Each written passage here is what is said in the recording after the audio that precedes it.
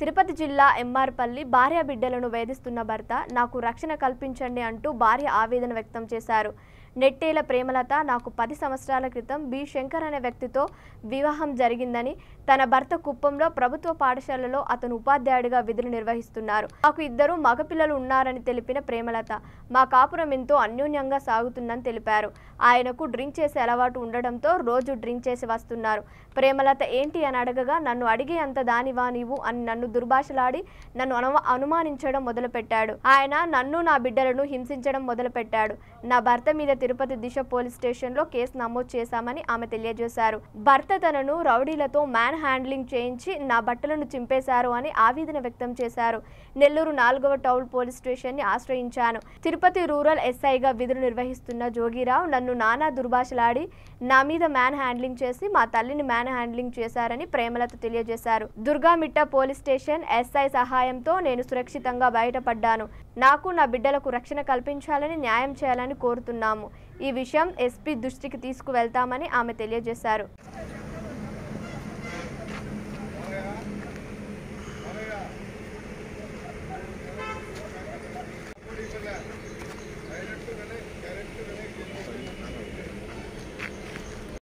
ఇది ఉంది, అతను బెయిల్ పైన ఉన్నాడు. 3-4 కేసులు కోర్టులో ఉన్నాయి. కోర్టులో ఉండగా కోర్టులో తేల్చుకోవాలని, నేను కోర్టులో తేల్చుకోవాలంట. నేను ఏ విధంగా తేల్చుకోగలను సార్? ఒక ఆడదాన్ని ఇంత పోరాడాను, నా ప్రాణాలు కాపాడుకొని నేను వచ్చేసాను. బయట వచ్చాయి, కేసులు అయ్యాయి.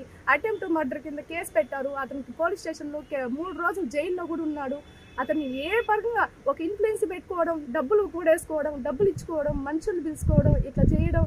ఇప్పటికి నేను ప్రాణాలు గుప్పిట్లో పెట్టుకొని నేను బతుకున్నాను. ఇప్పుడు నా పిల్లలు కూడా బతుకునీయకుండా, నన్ను బతుకునీయకుండా ఇంత చేస్తున్నాడు. మా మరిదంట ఆడి ఎందుకు చంపుతాడో నాకైతే తెలియట్లేదు. మా ఆడపడుచోళ్ళు ఎందుకు వస్తున్నారో తెలియట్లేదు. మా ఆడపడుచు మొగుళ్ళు ఎందుకు వస్తున్నారో తెలియట్లేదు. వాళ్ళు ఎందుకు బట్టలు ఊడబెట్టి కొడుతున్నారో నాకైతే అర్థం కావట్లేదు సార్.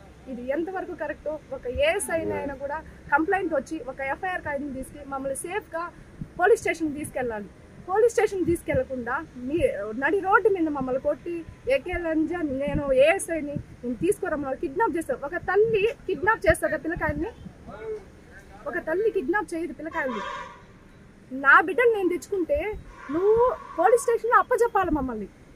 అలాంటిది లేకుండా వాళ్ళ దగ్గర నువ్వు ఏమి వాళ్ళు చెప్పేది నువ్వు విన్నావు, నేను చెప్పేది కూడా ఏఎస్ఐ గారు విని ఉండాల్సింది. సార్ నేను ఒక్క నిమిషం చెప్పేది వినండి అనుకున్నాను. రహితంగా జోగారావు సార్. ఏ స్టేషన్? ఎంఆర్పల్లి పోలీస్ స్టేషన్ నుండి వచ్చారంట. అతను డిఎస్పీ ఆర్డర్ అంట, అది అమ్మాయిని కొట్టి పిల్లకాయలు తీసుకోరండి అని చెప్పాడంట. జోగారావు అంట. అన్యూనిఫామ్ లో వచ్చారు.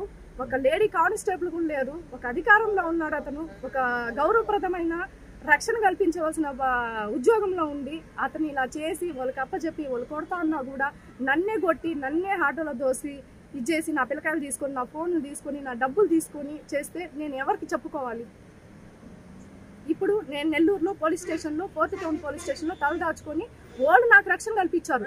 నెల్లూరు వాళ్ళతో ఎవరితో మాట్లాడినా కూడా ఆ అమ్మాయికి బిడ్డలకి ఎలాంటి అమ్మాయికి బిడ్డలకి ఏ ఇది జరిగినా మీరే రెస్పాన్సిబిలిటీ అని చెప్పి మమ్మల్ని పోలీస్ స్టేషన్లో కాపాడి మా వాళ్ళు ఎవరైనా వస్తే వాళ్ళు తెలిసిన వాళ్ళతో మేము సేఫ్గా తిరుపతి చేరుకోవాలనుకున్నాము.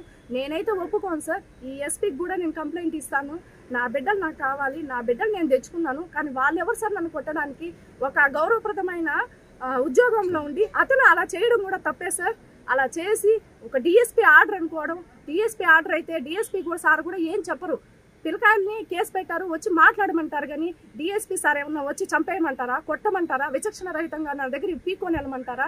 నన్ను బట్టలు చుట్టూ కొట్టమంటారా? వాళ్ళు మగవాళ్ళు నిన్ను చూస్తాం, నిన్ను చంపేస్తాం అని కొడతారు జుట్టు పీకి. ఇలా చేస్తారా సార్? మీరే చెప్పండి. నేనైతే కంప్లైంట్ ఇవ్వాలనుకుంటున్నాను సార్. నాకు ఏ పరిధిలో అయితే ఇట్లా చేశారో నేను ఎస్పీ సార్ దగ్గరికి వెళ్ళి నా గోడు వినిపించుకొని ఆయన నాకు న్యాయం చేస్తాడని నమ్మకం నాకు ఉంది. నేను కంప్లైంట్ ఖచ్చితంగా ఇస్తాను. నా బిడ్డలు నేను కాపాడుకుంటాను. వాళ్ళంతా కూడా కొట్టడానికి వాళ్ళు ఎవరు? సరే సార్, నేను మళ్ళీ మాట్లాడతాను.